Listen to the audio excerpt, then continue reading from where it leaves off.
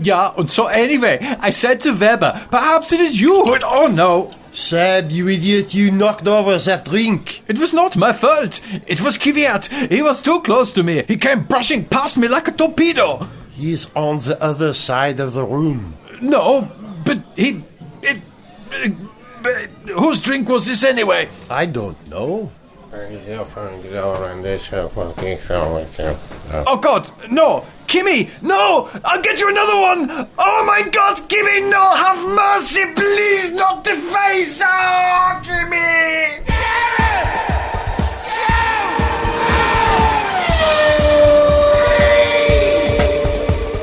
Hello and welcome to the Gareth Jones on Speed. I am the Gareth, he's the Zog. Hello. He's the Richard. Hello. The Formula One season is well underway with the Mercedes leading the championship, but the wrong Mercedes driver, unless you're Zog, because you quite like Nico, don't you? I do quite like Nico. I'm more of a Hamilton fan. I'm just wondering, at what point in this season is Lewis suddenly going to think, hang on a minute, he's got a bit of a lead on me, I really need to get moving, I need to get some... I think now would be a good time. Yeah, I think so. He seems to have been very, very relaxed about Rosberg winning race after race on the trot. Yeah, now is about the time when he should be two theories on that. One, he's psychologically in a good place and it's okay, he's not going to go to pieces over it this early in the season. But two, doesn't want to give him the satisfaction, because Rosberg sometimes has that chilling calmness to him. Hamilton tends to be a bit more emotional, but he doesn't want to give Rosberg the satisfaction of falling apart at the seams this early in the season, so he's bloody well not going to. And I think the word you replied to him in the post-race interview that I saw after China was sanguine. It was just Nice use of. Just, you know, luck wasn't with me. So anyway, we move on. I think the fact that Lewis is so chilled at the moment is probably his problem. If he was a bit more uptight about it, he might be able to achieve more. To be fair, luck was against him. I don't know about that. No, I think he's been unlucky. Yeah, he has been a bit unlucky, and I think he does have an edge on Rosberg. He is a better driver, I think. And so I could quite understand him getting a couple of wins down and still thinking, well, yeah, that's okay. I know, given the rest of the season, I'll overtake him. But let's be honest, that charge through the pack in the Chinese Grand Prix, the bit where he overtook Bottas and sort of pushed him to the fringes of the track, but you saw the in-car, he's coming in at one hell of a speed and out-braking him, and then he's got a flurry of oversteer to deal with, which he just, corrective lock, sorted out. That's not a man who's too relaxed in the car. That's a man who's... Lewis is the last of the late breakers of all of them. He is the last one to put his foot on the brake when you're supposed to. And it's great to see him driving through the pack. I was chuffed that he was at the back. Oh, great, you know, there's going to be some overtaking. Yeah, you're guaranteed some overtaking action if Lewis is starting at the back, there's no question. But it didn't work out because of the melee that he was caught up in. But there was other argy-bargy in that race as well, and not just on the track. We'll come to the argy-bargy after the race, but two Ferraris meeting in the first corner, which is what led to the argy-bargy after the race. That's not what you want to happen, is it, Richard? What, two Ferraris crashing into each other? Well, no, I'd imagine if you're Ferrari, that's really annoying. But no, I think this is actually, just to go back to what you were saying, this is a really good idea if they want to look at how to revamp qualifying in a more interesting way. Just keep putting Hamilton and Vettel at the back, because it seems to make them angry, and when they're angry, my God, they scythe through the pack. It's extraordinary. Vettel was on it as well, wasn't he? Angry Vettel. Yeah. It's funny, you know, you hear about the importance of qualifying, the importance of qualifying position, but it is remarkable when you stick Vettel or Hamilton at the back of the field, how often it actually doesn't seem to make that much difference to where they finish in the race. They'll always be on the podium. Yeah. Even Button as well. Well, actually, we can't say that at the moment, but there was a period when Button had a decent McLaren and could do that as well, like that famous... So it helps if you have a supercar to do all this. Yeah. But, here's a question for you, though, because I was thinking about this on Sunday. If circumstances had been different and it was Rosberg who was down on his luck and ended up right at the back of the pack in that Mercedes, do you think he would have cut through the crowd in the way that Hamilton did? Because I find myself wondering whether he would. No, I don't think he would. No, he doesn't have quite Hamilton's ability to invent overtaking places where there aren't brilliant split-second decisions and moves. Didn't he win at Monaco last year? Didn't Nico win at Monaco in 2015? I think he did, didn't he? So I remember there was a period when he was in Williams where he was always making mistakes at Monaco. You know, he'd be flying, then hit the wall, or flying, and he's off in Bahrain. You know, Nico is every bit as quick as Lewis, but he's not as consistent as Lewis. He's capable of making mistakes. I think that's the key difference between them. He's got better hair as well. But Lewis is capable of making mistakes when the car is right, when the conditions are right, and when he's starting in front of the grid. Rosberg can drive a flawless race, and you just may not be able to catch him because there's just no catching him. But to fight back from further in the field, that's where Lewis is going to come into his own, because he's a better fighter. He's got more... Yes, it's that, isn't it? It's just being a he's fighter. He's got sharper racing instincts. Since we're talking about Rosberg and we're laying a big downer on him, how long has he been in F1? Let me think about this. He won the inaugural GP2 championship in 2005, I think. I'm going to have to look this up. Well, we should. He's been an F1 driver for 10 years. So, answer me this. Why does he still struggle to get out of a Formula 1 car? I have never seen someone make such a hash of it. I always think, that's what I do getting out of a Formula 1 car. Oh, I forgot to unplug this. Oh, my drinking tube. Sunday, he once again made a royal hash of it, and then he wandered off without his gloves and his helmet, and they had to bring him to him, and it's just like, you're a Formula 1 driver. This is part of your job. I'm still waiting to see an F1 driver sprinting away from the car, and then suddenly do the comedy falling over feet first because they're still attached by a wire. He didn't complete the job. Like you say, he started to take his helmet off and got out of the car. That's right, yes. Wearing his lid half on his head, which you should never do, Bill. It's a bad luck. Never do that. It's a bad luck. What was he thinking? There is a routine. You remove the foam protector, the blue foam protector, or whatever foam that is, rower cell. You unclip your radio feed and your water feed, and then you undo your seatbelts, and then the steering wheel, and you get out. It's like you've forgotten how to do that. But that's the thing. It's like Hamilton, Vettel, Raikkonen, any of the other ones. They seem to have got that in some kind of set order, and they do it not just quickly, but with elegance. So then they're in the car, they're out of the car, they're jumping up and down with delight because they've just won the race. Rosberg, it's like Frank Spencer in there. Just, oh, Betty, my drinking tube. And it's just awful. And it's every time. That's the one reason I keep thinking, I hope Rosberg's on the podium so we can watch him make a complete balls up of the simple job of getting out of his own car. Tell you what, he looked a bit spotty on Sunday. You see Rosberg? Oh, he's a bit of a rash. Dietary requirements. Has he been on flights a long time? He was covered in spots. He was a bit old for that now, isn't he? That's really, I hadn't noticed that. No. It's the stress of leading the World Championship. That's what it is. It's brought him out in hives. Exactly, yeah. Because he's not cut out for it. Yeah. I have to say, just in his defence, I've been on a downer with Rosberg recently, but I did remember, I think a couple of years ago, I went to the Goodwood Festival of Speed and I was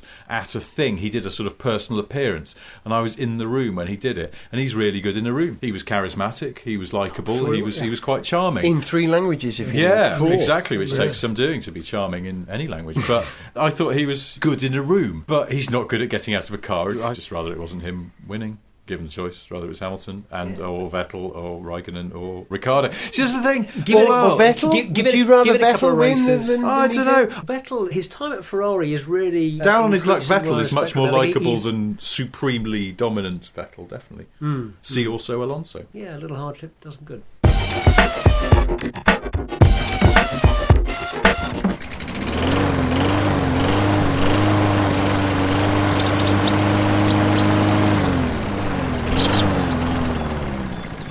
Oh, scrotum! That is the 3rd time this week that my ride upon more has been off the pace and then broken down. How am I ever going to achieve perfection for the grass area here in my garden? Why did I buy a Honda? Stoffel Vandoorne, Stoffel Vandoorne, Stoffel Vandoorne and his half-cut lawn. His Honda more has gone wrong. He wishes he had a Merc 1. Things aren't going well for Stoffel Vandoorne. Sniff Petrol with Gareth Jones on speed! I think the 2 best bits of the Chinese Grand Prix 2016 were both attributable to Mr. Vettel, who surprised us in 2 ways. First of all, when the pace car came out and everyone dashed into the pits, Vettel overtook 2 people on the entry to the pit. Oh, yes, I forgot about that. Bless him for that. That's Brilliant. Schumacherian. Can we say Schumacherian? Is that Yeah. a word? Schumacheresque?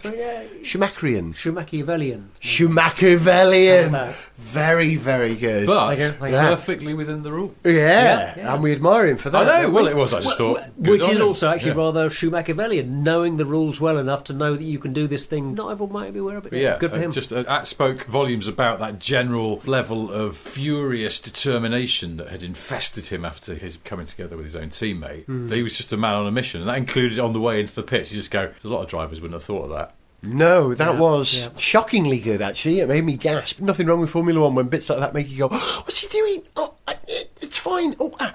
The other moment which Vettel gave us, which was very entertaining, was in the room of awkwardness, when we had Kvyat, Nico and Vettel in the room together. That's a new combo, a new dynamic. And I think it was a bit elbows out for Vettel. I think he was trying to make a point to Kvyat, who is, of course, in some ways his successor, or one of his successors as a Red Bull driver. And he was playing almost the don't you know who I am kind of It was card. that. See, that was It well. was a bit, He spoke to Rosberg in German, didn't he? Yeah. Which was almost a bit like, you can't understand this, Rusky boy. Because if you noticed also, Vettel sort of, in the past when it's been Hamilton, Rosberg and Vettel in the past couple of races, or whenever it was, that Vettel will sort of talk cheerily in English to Hamilton and sort of, oh, hello, Yes. my mate. And, Well, what about that Monty Python sketch? Yeah. We love it, don't we? but I thought if he hadn't been in a right old mood with Kvyat, it would have been quite nice if he'd have come in and started talking in Russian just to try and ingratiate himself to another driver as well.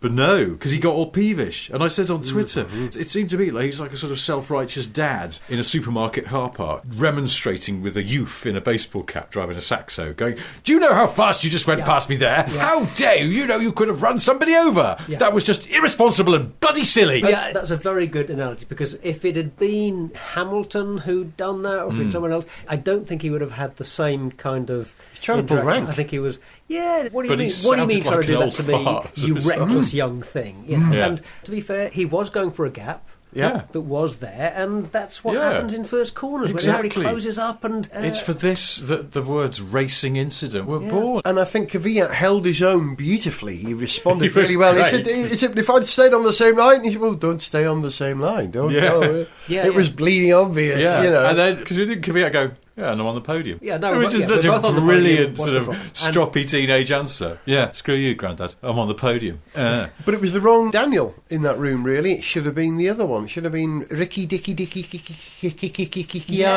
who mostly had a terrific race. Yeah. It's just that was classic bad luck, poor bloke. But then I saw in the post-race interview on the Sky coverage, the person who was interviewing, I can't remember who it was, went, Daniel, still smiling. And I thought, he doesn't know anything else. He can't not do this. He's got some special gene that makes it impossible for him not to grin like somebody who's just taken drugs at a music festival.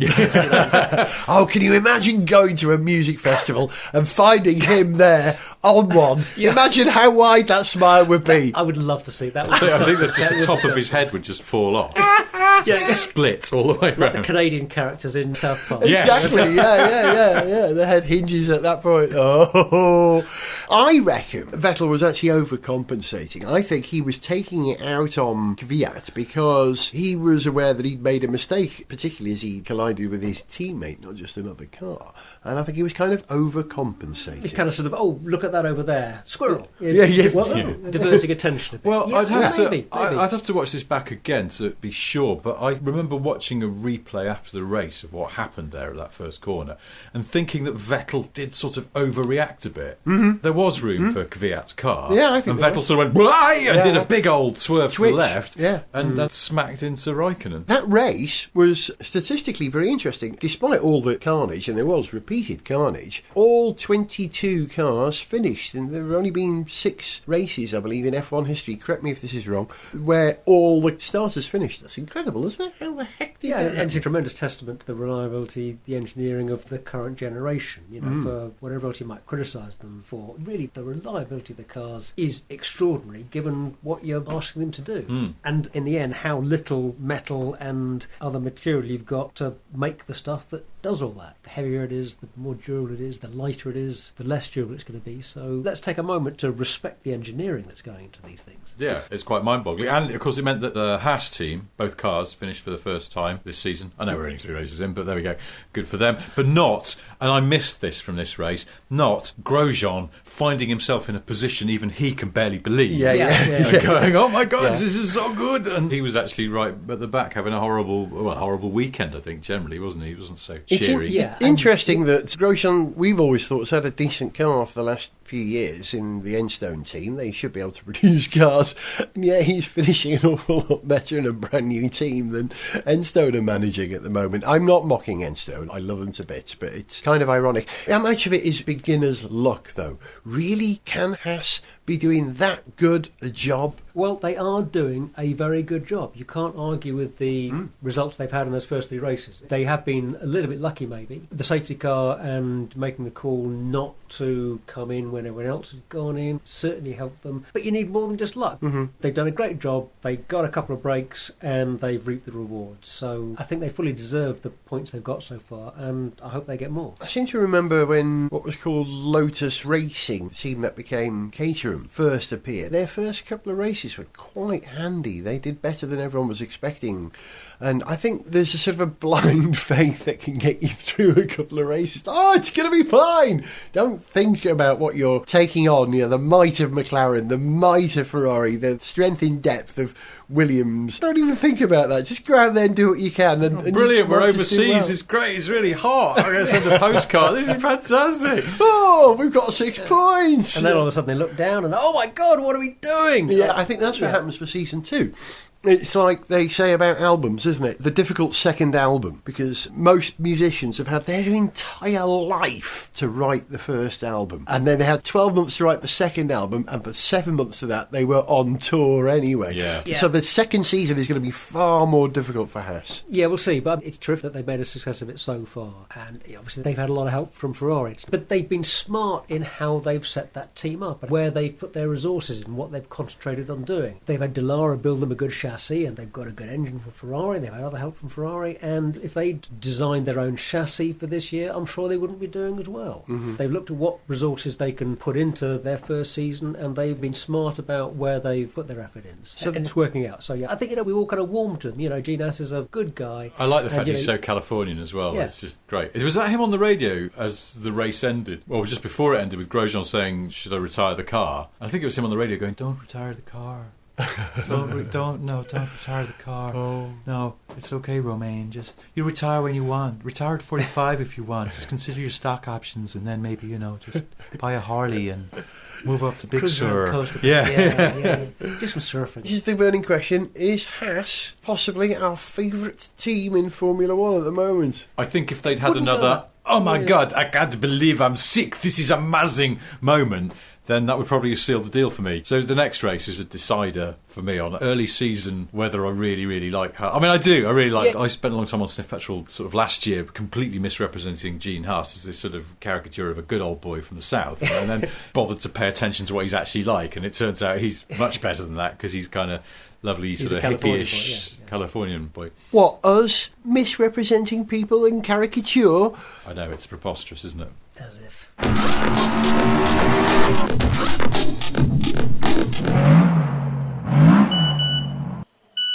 Oh, look! A textual message from my Low Countries born buddy Max Verstappen! What? He has a nudie photo of Carmen Jordan? I must call him! Hello, Max Verstappen? Hi Max, how's it hanging? Yeah, whatever. You have a totally sexy photo of Carmen Jordan? Might do. Can you send it to me? No, that's not possible. The boss says I'm already spending too much time on the phone. Godverdomme, Max, get over the phone! I have to go. Tot ziens. Oh, Sphincter, I will never see the totally no-clothes pictures of lady F1 drivers. Stoffel Vandoorne, Stoffel Vandoorne, Stoffel Vandoorne and his Grand Prix porn. He's an F1 newbie, he won't get to see those boobies. Things aren't going well for Stoffel Vandoorne. Gareth Jones. 'Jones on Speed. I'm not the kind of person who thinks, oh, I should have done that, or I regret not having done that, or I wish I'd done that. I accept whatever I do is what happened, and that's fine. That's just how it was. That's cool. However, possibly for the first time in a while, I regretted a decision I made last week. I knew that the WEC was coming to Silverstone, and I went last year with number one son Tycho, and we had a tremendous day.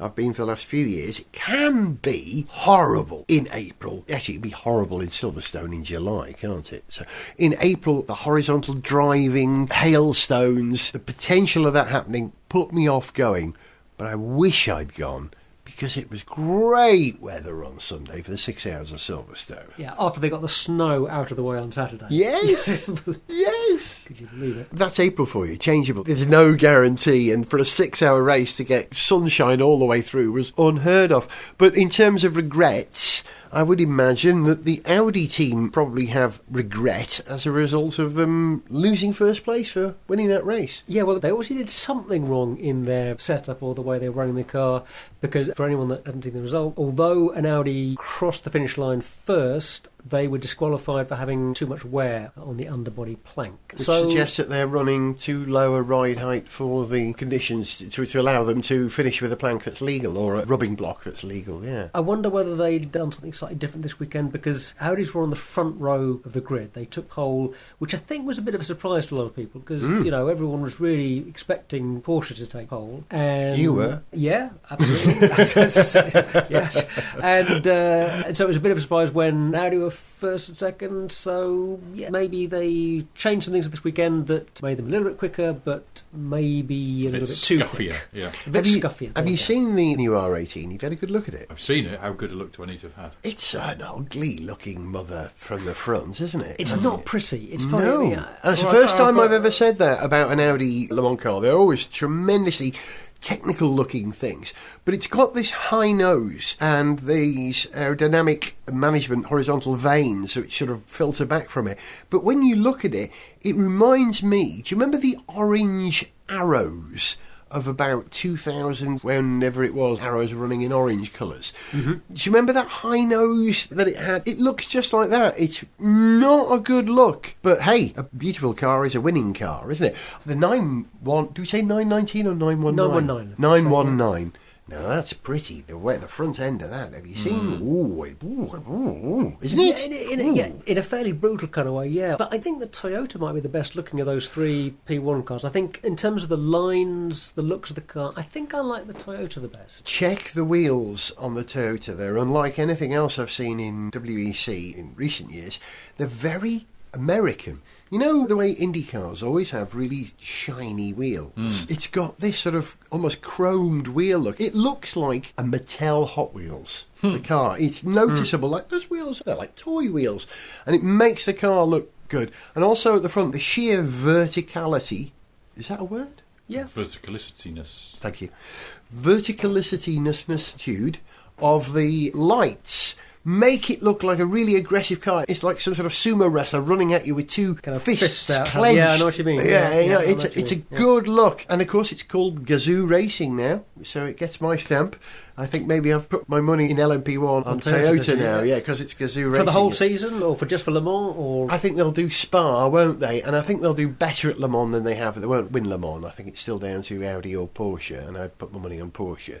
But they've made some huge changes to the car, haven't they? They've done away with the supercapacitors and put old batteries in. Well, that's one of the things that's interesting about this year, that all three front-running P1 manufacturers are running batteries now. I liked it when there were different solutions. I liked it when there was a flywheel in one car, there was a battery in another, there was a supercapacitor in another. The fact that they are all using batteries now suggests that really that is the smart way to do it. Yeah. They've been trying it out, they've been racing for a while, and that's the best way to do it. Do you remember that air hybrid idea that Peugeot toyed with? Or was it Peugeot or Citroën a couple of years ago? As a PSA thing. Yeah. What, as in storing compressed air? Yeah. Storing the energy by compressing your air and then releasing that back in. That went away, didn't it? It never... Well, I don't know. Really? It always seemed like a bit of a Heath Robinson idea, because how much energy do you need to compress the air? I think it's probably quite a bit, isn't it? Well, from my memory of gas cycles and gas laws, you run up against a problem that when you compress a gas and then let it expand again to recover the energy that you've put into compressing it, which in a sense is just like a spring. You compress it, you get the energy back. Depending on all kinds of conditions, temperature, pressure, yada, yada, yada, some properties of the gas, you never get back 100%. You cannot get back 100%. And the difference between the 100% that you want to get back and what you actually get back is quite a lot worse compressing a gas and letting it expand again than with, I assume, putting it in a rechargeable battery and getting it back. Well, I just remember looking at that compressed air thing. There's an energy loss in the cycle. Yeah, I just thought, but also just having to put that much energy into just compressing it surely is just incredibly sort of intensive. You could have put that energy directly to the wheels to get the same effect, if you follow me. Yeah, I thought, well, there's also possibly a problem that if you compress very high pressure gas in a bottle is kind of explosive. You've got something that's ready to explode there. And it's not unknown for race cars to get a bit of a knock. Oh, well, this is a road car thing. I think it's because they wanted the Citroen C3 to be the only car in its class to have an onboard soda stream. Okay, well, now this is sounding like not such a bad idea. Okay, get busy with the fizzy. The thing is, I did look at that PSA thing and I was thinking, well, no one else is doing that. So either they're really ahead of their time, or B, it's a bad idea. And I think it's B. It's probably a bad idea. Well, I was just thinking, if it can be applied for road cars, perhaps Peugeot should think about coming back into endurance racing with the SodaStream Model 909. Yeah, although, of course, the recent endurance racing history of companies coming in with a radically different solution to what the other manufacturers are doing doesn't bode well. So True. Probably, True. yeah. If it works, do what the other people are doing. One of the things that I took away from this weekend's race was I'm very happy to see that Toyota, Porsche and Audi are looking pretty much for muchness. It's close. They're going to be really racing each other for the whole of the year. I think it bodes well for a good scrap at Le Mans. Plus, a good turnout by the 4 GTs in the 6 hours of Silverstone. I think Marino Franchitti's car was 4th in GTE in its class, which is pretty good. They're probably not going to win. I'm sure they'll pick up some pace by June. Yeah. Whether it'll be enough to win, who knows? I'm sure that's what they're hoping to do. They're not coming back to Le Mans 50 years after their first win to not win it. Yeah, exactly. They want to win it.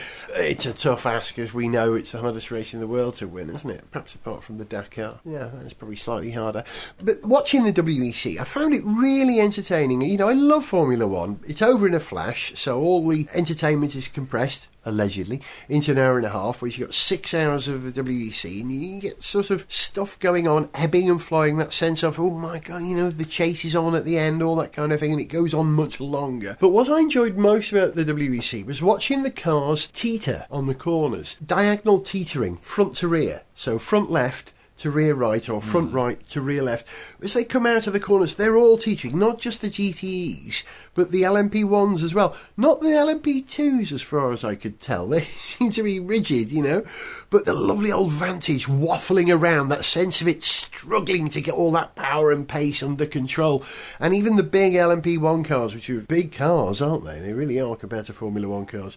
It adds to the drama. And the trouble with Formula 1 is they've got it all so under control at the moment, it doesn't look dramatic. You know what I mean? They're managing those oscillations, they're managing those variables so well. And managing tyres and managing fuel use. Yeah, there's something in that. You'd like to have the feeling that drivers were spending more of their time absolutely pushing the cars as hard as they can, and we're not seeing quite enough of that in F1 at the moment. I will leave you with this one thought, that the best thing at the WEC this year was an interview that my old sparring partner Louise Beckett did with Romain Dumas. Have you heard Romain Dumas being interviewed? He's a lovely man. I have never heard anybody's voice sound more like someone blowing bubbles through oil in my life.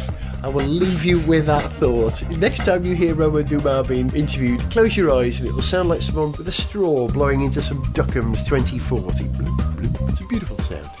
And you've been listening to the equally beautiful sound of Zog. Goodbye. The gorgeous and tall sound of Richard. Goodbye. And the middling sound of me, Gareth. See ya.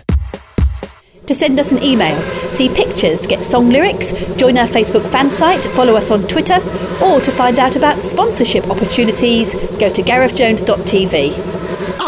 Hello, Mr. Dennis. I am just getting comfortable in my car. I require a cessation of your efforts, Driver Unit 3A. I have revised informations that I must upload to your cranial cognation unit. Driver Unit 1 has egressed from his suboptimal health state and will operate the vehicle for the Sino Grand Prix event. What? Fernando's hurty ribs are better, and he's driving in the Chinese race. That is right. No more looking faster than me. Get out! Oh, vast difference! Stoffel Vandoorne, Stoffel Vandoorne, Stoffel Vandoorne has not been drawn. Went all the way to Shanghai. Alonso told him bye-bye. Things aren't going well for Stoffel Vandoorne. Gareth Jones on Speed is made in London by Whiz Bang. Gareth Jones on Speed!